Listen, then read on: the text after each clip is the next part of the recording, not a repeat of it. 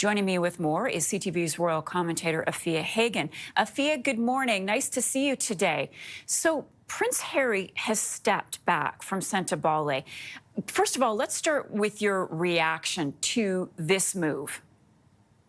Well, yes, it must have been really devastating. And now we're sort of hearing what went on behind the scenes, clearly dysfunctional. For him to be able to step back from Sentebale, a charity that was founded in his mother's honour, along with Prince Sisio of Lesotho in his mother's honour as well. You know, they've done some incredible work in Southern Africa with children affected by HIV/AIDS.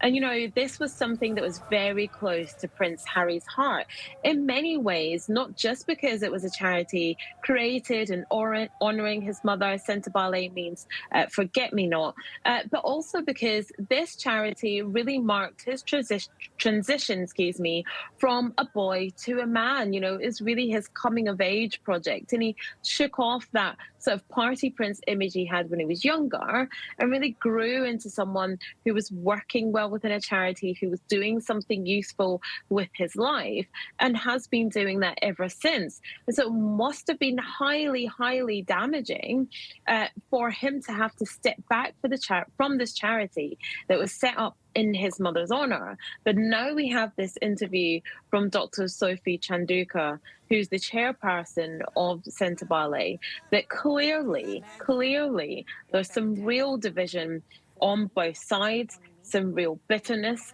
some anger, some acrimony. Absolutely. It's palpable from this interview that she gave that what happened in the background was catastrophic. Tell us more. What did she say went on behind the scenes when she talks about bullying and harassment? Absolutely.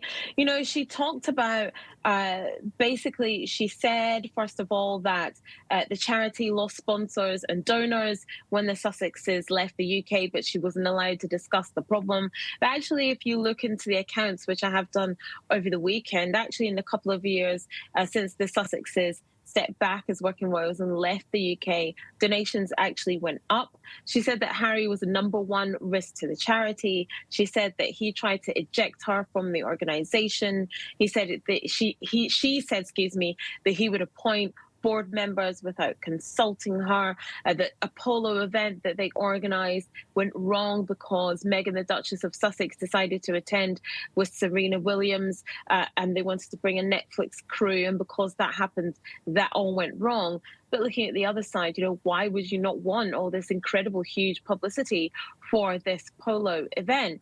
You know, she said a number of things when Prince Harry released his statement earlier on in the week, in which he said, you know, he was shocked to have to make this decision. Him and Prince Sisio as well both made the decision to step back from the charity that they founded. It's notable that she's only talking about Prince Harry, but not Prince Sisio. Just this, all this seems to be aimed at Prince Harry. You know, they said that they were shocked to have to step back from this organisation, that things had fallen apart beyond repair. And she basically said that she was exposing the bullying, the misogyny, and the misogynoir, which is racism directed against Black women within this charity. She didn't really give those specific examples in that interview, but what she said has no doubt been very damaging. Yeah, and that was going to be my last question. If I could get a final thought from you, please, on what this does for Harry's overall image and credibility.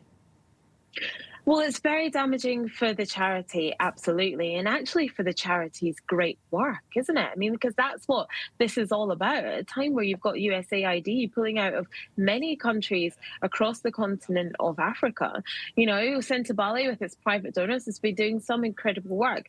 And so it is damaging to the charity.